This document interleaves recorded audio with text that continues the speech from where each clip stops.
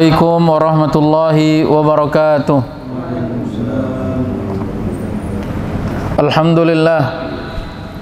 Alhamdulillah bi ni'matihi tatimmu shalihat. Fa nusalli wa nusallimu ala sayyidina wa qudwatina wa syafi'ina wa maulana Muhammadin sallallahu alaihi wasallam, amma ba'd. Allahumma akhrijna min zulumatil waham waftah alaina bi ma'rifatil ilm wa zayyin akhlaqana bil hilmi waj'alna mimma yastami'una al-qawla fayattabi'una ahsana. Alhamdulillah, jamaah semua yang dimuliakan oleh Allah Subhanahu wa taala, kita senantiasa bersyukur kepada Allah Subhanahu wa taala dengan limpahan taufik inayah dari Allah Subhanahu wa taala. Kita semua dimampukan oleh Allah Subhanahu wa taala melangkah dari rumah-rumah kita menuju rumahnya Allah Subhanahu wa taala. Tujuan kita hanya satu, yaitu beribadah kepada Allah Subhanahu wa taala. Semoga dengan ibadah kita termasuk orang-orang yang berhak mendapatkan surganya Allah Subhanahu wa taala. Kehidupan yang insya Allah penuh dengan barokah di dunia dan juga mendapatkan ganjaran yang besar di hadapan Allah Subhanahu wa taala. Alhamdulillah, kita sampai pada surat Al-Insyiqaq. Kita mengkaji kemarin sampai pada ayat yang ke-18. Kita akan memasuki ayat yang ke-19 sampai dengan seterusnya. Dan ayat yang ke-19 ini Allah Subhanahu wa taala menceritakan latarkabunna tabaqan an tabaq, bahwa manusia itu akan melewati fase-fase yang ada di dalam kehidupannya. Kita semua dari mulai berada di rahim orang tua kita, di rahim ibu kita berada 9 bulan, dan dibagikan dari 9 bulan itu apabila seseorang sudah melewati 4 bulan, maka dia sudah dihukumi sebagai manusia yang sempurna. Oleh karena itu para ulama mengatakan apabila ada seorang anak yang keguguran dia, tapi sudah berada di dalam rahim orang tuanya melebihi 4 bulan, dia sudah dihukumi sebagai manusia yang sempurna. Ketentuan-ketentuan fikih berlaku di sana. Dan apabila nanti orang tuanya berada di surganya Allah Subhanahu wa taala, anak-anak tadi dikembalikan kepada kedua orang tuanya, yang disebutkan di dalam hadis sebagai da'amishul jannah. Dia sebagai da'amis, ya. Jadi Allah Subhanahu wa taala berikan keberkahan bagi orang tua yang apabila ditakdirkan oleh Allah Subhanahu wa taala keguguran, anaknya insyaallah dia dikembalikan oleh Allah Subhanahu wa taala kepada kedua orang tuanya. Dan hukum fikih yang berkaitan itu juga apa? Salah satunya adalah tentang zakat, ya. Ada pendapat yang memang cukup gharib ataupun cukup asing, tapi pendapat ini ada dan dikemukakan oleh siapa? Oleh orang yang berhak dijadikan sebagai satu rujukan. Siapa itu? Utsman ibni Affan, sahabat Nabi Muhammad SAW. Dan di dalam hadis Rasulullah SAW menyampaikan, alaikum bisunnati wa sunnati khulafa'ir rasyidin al-mahdiyyin. Hendaknya kalian itu mengikuti sunnahku dan sunnah para khalifah setelahku. Salah satunya siapa? Utsman ibni Affan. Yang ada kaitannya dengan hal ini apa pendapat beliau? Beliau berpendapat apabila ada seorang ibu yang dia itu hamil, kemudian usia kehamilannya melebihi 4 bulan, ketika memasuki bulan Ramadan, maka orang tuanya sudah boleh mengeluarkan zakat untuk anak yang ada di dalam rahim daripada istrinya itu. Zakat apa? Zakat fitrah. Kenapa? Karena sudah dihukumi sebagai manusia yang sempurna. Walaupun pendapat jumhur ulama mengatakan sampai anak itu keluar barulah dia dizakati. Kenapa? Karena zakat fitrah itu adalah zakatul abdan, ya. Zakat yang berkaitan dengan badan manusia yang ada di atas muka bumi ini. Tetapi apa? Di sini pesannya adalah bahwa bagaimana seorang Sayyidina Utsman, beliau dengan kecerdasannya yang dikaruniakan oleh Allah Subhanahu wa taala, beliau berpendapat bahwa anak yang melebihi 4 bulan meskipun belum terlahir dia sudah boleh untuk dizakati. Kemudian kita itu berada di alam rahim, berada di dalam rahim ibu kita. Kemudian sampai dengan 9 bulan, kita ditakdirkan oleh Allah Subhanahu wa taala, kebanyakan manusia itu 9 bulan, ya 9 bulan. Walaupun memungkinkan baginya untuk apa? Untuk keluar setidaknya adalah 6 bulan atau lebih sedikit, ya. Makanya di dalam hukum pernikahan kan seseorang itu baru boleh dipertanyakan, ya, apabila kelahirannya dari jarak pernikahan dengan kelahirannya itu kurang dari 6 bulan di dalam hukum Islam. Kalau melewati 6 bulan, baru dia ditanya kira-kira bagaimana, apakah benar ini kelahirannya sesuai dengan pernikahan yang syar'i. Apabila kurang daripada itu, sudah dipastikan itu pasti terlahir bukan dari akad yang sesuai di dalam hukum syariah. Kalau 6 bulan memungkinkan, ya, memungkinkan bagi seseorang lahir di usia 6 bulan atau lebih. Kalau 9 bulan adalah kebanyakan. Nah, ketika seseorang itu terlahir sebagai manusia, dia dilahirkan oleh ibunya, subhanallah, itu menjadi satu kebahagiaan dan menjadi satu bukti dari Allah Subhanahu wa taala bahwa kita semua yang ditakdirkan oleh Allah Subhanahu wa taala pasti mampu mengemban amanah dengan kelahiran anak-anak kita, ya, dengan kelahiran anak-anak kita. Kenapa Allah Subhanahu wa taala berfirman, la yukallifullahu nafsan illa usaha. Allah Subhanahu wa taala tidak akan membebani seseorang kecuali dengan batas kemampuan yang dia mampu untuk memikulnya. Jadi setiap orang tua yang memiliki amanah anak, pasti dia mampu. Pasti dia mampu. Syaratnya apa? Dia mengupayakan dengan semua upaya yang ada pada dirinya. Ketika usaha itu sudah maksimal, maka insya Allah Allah Subhanahu wa taala akan memberikan pahala juga maksimal. Walaupun kadang-kadang hasilnya berbeda dengan apa yang kita inginkan. Kita lihat Nabi Nuh alaihi salam. Kurang maksimal apa beliau mendidik anak-anaknya, Pak? Ya. Dengan segala upaya yang dilakukan, beliau mengeluarkan upayanya untuk apa? Untuk mendidik anak menjadi anak yang soleh. Tapi apa? Di ujung Allah Subhanahu wa taala takdirkan satu di antara beberapa anaknya Nabi Nuh alaihi salam tidak beriman kepada Allah Subhanahu wa taala. Apakah Nabi Nuh alaihi salam dihujat oleh Allah Subhanahu wa taala? Tidak, ya. Bahkan dibesarkan hatinya oleh Allah Subhanahu wa taala dengan menyampaikan di dalam firman Allah Subhanahu wa taala, innahu laisa min ahlik. Sesungguhnya anakmu yang tidak mau beriman itu bukan dari keluargamu, wahai Nuh alaihi salam. Kenapa? Karena dia durhaka pada perintah ayahnya, ya. Dan ayahnya tidak dipermasalahkan oleh Allah Subhanahu wa taala. Yang dipermasalahkan oleh Allah Subhanahu wa taala adalah ketika orang tuanya tidak menjalankan hak yang betul kepada anaknya.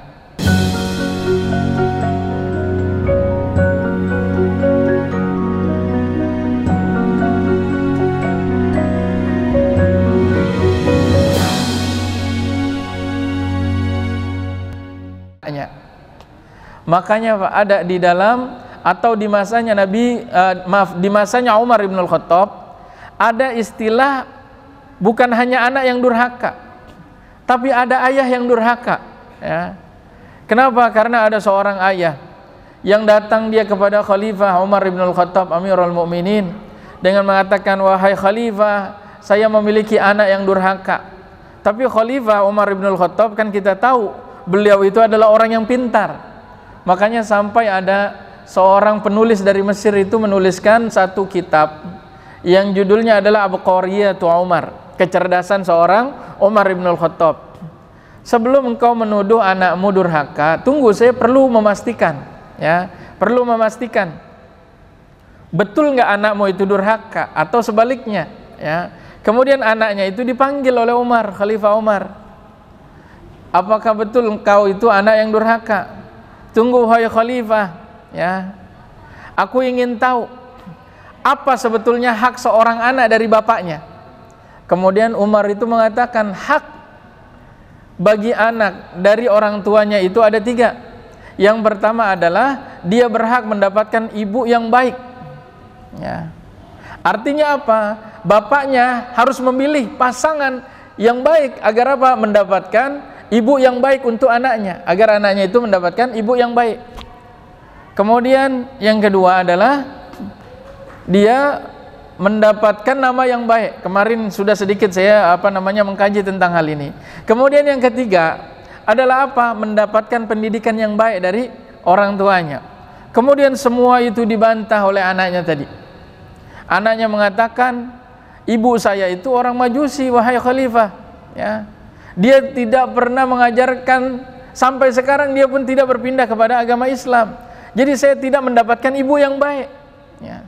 Itu yang pertama. Kemudian yang kedua, saya tidak mendapatkan nama yang baik dari bapak saya.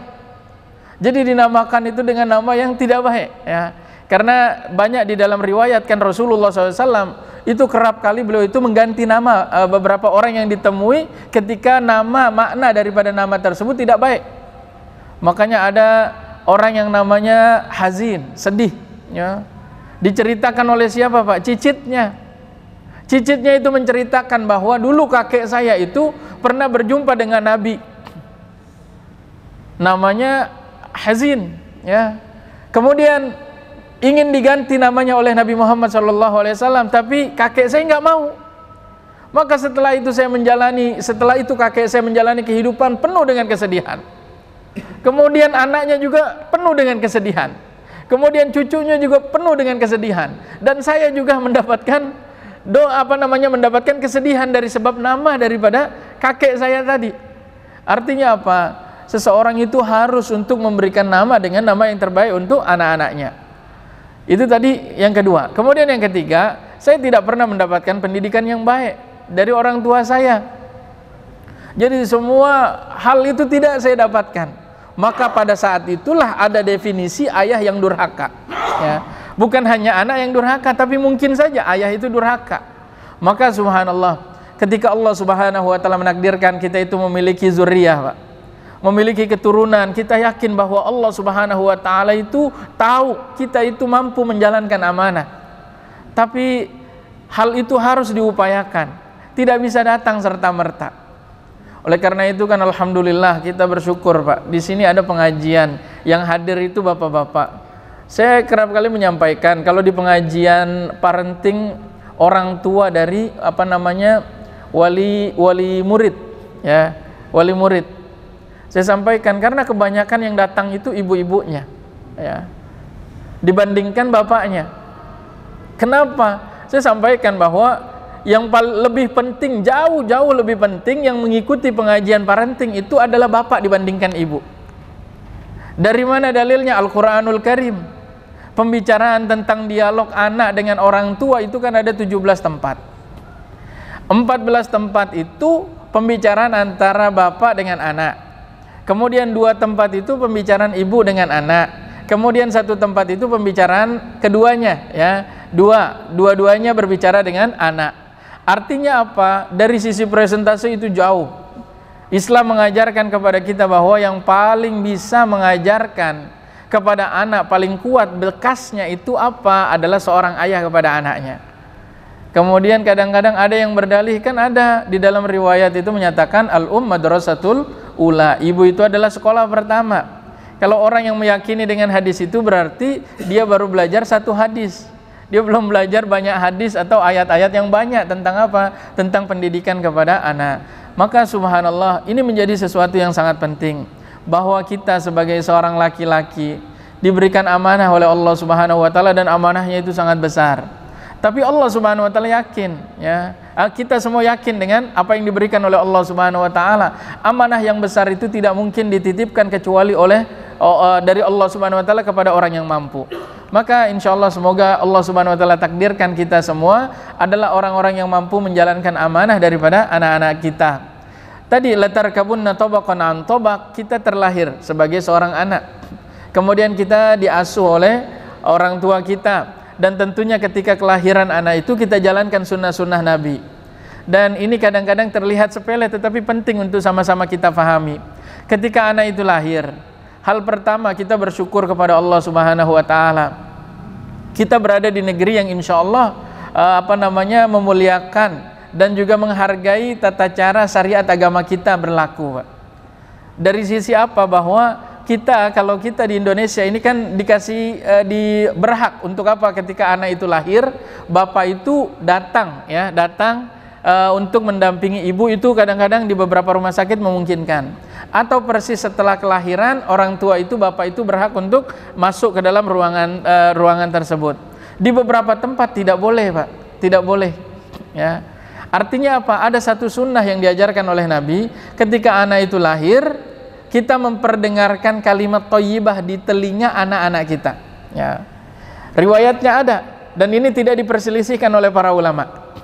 Kalau seseorang di dalam liang kubur, itu diperselisihkan para ulama, itu berbeda pendapat, Pak, ya. Ada yang berbeda, ada yang boleh mengazankan, ada yang tidak. Tapi ketika anak itu lahir, tidak ada ulama yang berbeda pendapat. Kenapa? Karena Rasulullah SAW memperdengarkan di telinga Hasan, ya, cucu beliau, kalimat thayyibah dengan apa? Dengan membaca surat Al-Ikhlas. Nah, itu kita jalankan sunnah itu, ya. Kalau ingin mengazankan silahkan mengazankan, ya. Alhamdulillah anak pertama saya itu sempat insya Allah saya azankan, Pak. Tapi anak kedua itu tadi yang saya ceritakan, bahwa tidak di semua tempat itu diperbolehkan orang tua, bapak terutama, datang untuk mendampingi istri ataupun anaknya yang baru lahir itu, Pak. Ada jarak yang cukup beberapa waktu lah. Anak kedua saya lahirnya di Thailand, nggak bisa saya. Akhirnya apa, ya udah istri saya aja lah, udah silakan terserah mau apa, bacain apa di telinga anak saya yang kedua itu.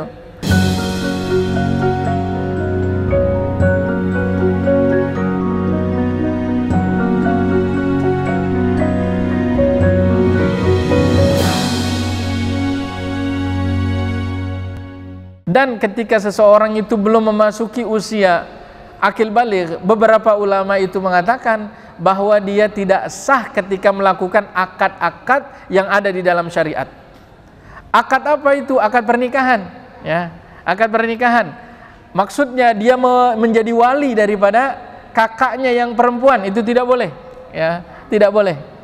Kenapa? Karena itu akad setelah akil baligh, ya, setelah akal baligh. Tapi kalau seandainya dia itu perempuan, diakadkan oleh orang tua, itu boleh, ya, itu boleh. Tapi kalau anaknya tadi yang melakukan akad, dia tidak sah di dalam hukum fikih. Kemudian ada ulama juga mengatakan termasuk hukum jual beli, ya, hukum jual beli. Makanya kadang-kadang kan sekarang beberapa sekolah itu agak sedikit populer tentang market day, ya. Anak-anak itu jualan, ya. Terlihat menarik, tapi ketika ditinjau di dalam tinjauan syariah ternyata itu tidak pas, ya. Kenapa? Karena akadnya belum sah di dalam hukum, di dalam hukum. Untuk pembelajaran boleh, silahkan. Untuk pembelajaran maksudnya diajarkan dia jual beli seperti ini, seperti ini, seperti ini, itu boleh. Makanya Rasulullah SAW dilatih oleh pamannya itu kan beliau tidak melakukan akad, tapi diajak oleh pamannya untuk apa? Merasakan dunia jual beli, tapi tidak melakukan akad sama sekali. Yang melakukan akad adalah mereka yang sudah baligh, yang sudah baligh. Maka ini ada di dalam syariat-syariatnya Nabi kita Muhammad SAW. Ketika anak itu tumbuh menjadi seorang yang sudah akil baligh misalkan, apa tugas kita? Memastikan jangan sampai ada ketimpangan antara balighnya dengan akilnya, ya. Maksudnya bagaimana? Ketika seseorang sudah balik, maka hendaknya dia juga sudah akil. Jangan sampai dia itu balik tetapi belum akil. Ini yang menjadi satu hal yang luar biasa sedang kita sama-sama perjuangkan, Pak. Kalau ada misalkan seorang mahasiswa, ya, kemudian dia itu sudah balik kan pasti, ya. Dia sudah lewat 15 tahun atau mungkin ketika kuliah sudah memasuki usia 20 tahun. Tapi dia tidak melaksanakan sholat yang 5 waktu. Dia baru balik, Pak, belum akil, ya. Kalau dia itu akil, pasti tidak meninggalkan sholat yang 5 waktu. Maka menselaraskan bagaimana tidak ada ketimpangan antara akil dan balik, itu menjadi tugas kita bersama. Tahap kehidupan kita akan melewati itu. Maka bagaimana kita berupaya anak-anak kita ketika dia itu balik, dia sudah akil. Atau bahkan lebih dahsyatnya lagi, akil dulu kemudian balik. Itu pernah terjadi, Pak. Di kalangan para ulama banyak terjadi, rata-rata seperti itu kan. Ada seorang ulama namanya Imam At-Tabari kalau tidak salah. Beliau mengisi pengajian seperti ini, Pak, mengisi pengajian tafsir. Di dalam majelisnya di siang hari di dalam bulan Ramadan. Kemudian beliau meminum air, Pak. Meminum air. Kemudian muridnya itu bingung, ya, tapi diam dulu, tidak ada yang langsung komentar. Setelah pengajian langsung dihampirilah tadi Imam At-Tabari tadi, wahai Imam, mohon maaf, kita ini sekarang berada di dalam bulan Ramadan. Kenapa engkau tadi kita saksikan, kita lihat engkau itu meminum air? Jawaban beliau simple. Beliau mengatakan karena saya belum balik, ya, belum ada kewajiban fikih untuk itu. Jadi luar biasa bagaimana orang terdahulu itu akil terlebih dahulu barulah balik, ya, barulah balik. Bagaimana caranya itu panjang, ya. Kita perlu mengkaji dari berbagai tinjauan, termasuk juga ilmu parenting, Pak. Karena jangan sampai kita itu salah kaprah. Jangan sampai kita itu dicekoki dengan sesuatu yang nampak seperti hebat, padahal itu tidak bersesuaian. Ada yang satu yang saya ingin garis bawahi, Pak. Ada seorang ahli psikologi muslim di Depok sana. Beliau S1, S2, S3-nya itu tentang psikologi, Pak. Tapi ada satu temuan yang membuat kita tercengang, Pak. Temuannya apa?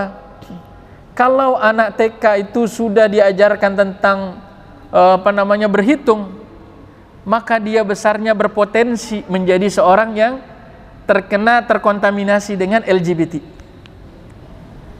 Ngeri kan, Pak? Ngeri luar biasa itu.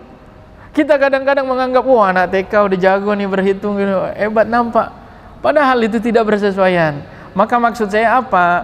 Bahwa hendaknya kita itu betul-betul mengkaji lebih dalam lagi. Karena kita yakin, saya yakin bahwa orang yang mengkaji, memperdalam Al-Quran saja, pasti dia itu bisa pintar. Yang menggerakkan dia untuk belajar ilmu IPA itu adalah Al-Quranul Karim. Ketika seorang anak itu belajar ilmu ekonomi misalkan, yang menggerakkan dia untuk belajar ilmu ekonomi itu apa? Al-Quranul Karim. Maka sempurnalah insya Allah. Jadi selaras antara akil dan baligh. Kemudian ketika dia sudah melewati usia akil dan baligh, dia harus harus sangat bertanggung jawab. Pada apa? Pada dirinya. Karena setiap amalnya itu dipertanggungjawabkan di hadapan Allah Subhanahu wa taala. Baik dan buruknya itu dipertanggungjawabkan di hadapan Allah Subhanahu wa taala. Ada malaikat yang mencatat tentang amal kebaikan dan amal keburukan. Kita semua harus menyadari tentang hal itu. Kemudian dia memasuki usia pernikahan. Siklus luar biasa berputar dari satu orang ke orang yang lain, Pak. Intinya apa? Bahwa bagaimana kita di dalam fase kehidupan itu bertahan dalam kebaikan. Menjadi orang yang baik, ya. Menjadi orang yang baik, bukan hanya sekedar cerdas, bukan hanya sekedar pintar, tapi yang kita perjuangkan adalah menjadi orang yang baik.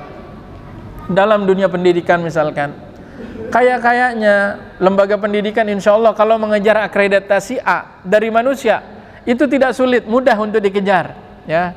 Kita ikuti saja prosedurnya seperti apa, kita ikuti seperti ini, insya Allah dapat itu akreditasi A, ya. Tapi yang paling penting untuk kita kejar adalah akreditasi A dari siapa? Dari Allah Subhanahu wa taala, ya. Untuk menjadikan anak itu berprestasi tidak seberapa sulit, Pak. Tapi untuk menjadikan seorang itu baik luar biasa, memerlukan upaya yang sangat-sangat luar biasa banyak, ya. Upaya yang luar biasa full untuk menjadikan seorang anak itu menjadi seorang yang baik. Maka kita semua mengupayakan diri kita di setiap latar kabun atau bahkan tobak adalah di dalam kebaikan-kebaikan. Kemudian kita semua akan dipanggil oleh Allah Subhanahu wa taala. Kalau dilihat misalkan siklusnya, kalau usia umatnya Nabi Muhammad SAW kisarannya kan 60 saja, ya. 60 sampai 70 tahun. Taruhlah 60, Pak. 20 tahun pertama kita siklusnya kan dari titik 0 misalkan, itu naik ke atas, kan? Ini adalah usia kita untuk mengisi, ya, untuk mengisi betul-betul. Kalau di dalam ilmu bahasa itu fase khizanah namanya, fase takhzin. Bagaimana seseorang itu mengumpulkan sebanyak-banyaknya bekal, ya, sebanyak-banyaknya bekal, terutama adalah apa? Ilmu. Karena apa? Nanti memasuki usia fase kedua, 20 tahun kedua, itu akan flat dia, ya, akan flat. Kemudian nanti 40 ke 60 akan menurun lagi, ya, akan menurun dari segala sisinya. Makanya hadis Nabi Muhammad SAW, usia 40 kan usia harus kita itu banyak-banyak bermuhasabah. Man balagha arba'in, ya, barang siapa di dalam hadis ini, barang siapa yang sampai usianya 40 tahun, ya, kebaikannya itu tidak lebih banyak dibandingkan keburukan, maka bersiaplah untuk masuk nerakanya Allah Subhanahu wa taala. Tapi barang siapa yang kebaikannya lebih banyak dibandingkan keburukan, ketika memasuki usia 40, maka bersiaplah dia mendapatkan surganya Allah Subhanahu wa taala. Maka ketika sudah memasuki usia 40 tahun, kita harus lebih berhati-hati lagi, ya. Kita banyak-banyak bermunajat, berdoa kepada Allah Subhanahu wa taala agar apa? Dimudahkan oleh Allah Subhanahu wa taala untuk beribadah kepada Allah Subhanahu wa taala, sehingga menjemput takdir kita, takdir kematian kita dengan kebaikan insyaallah.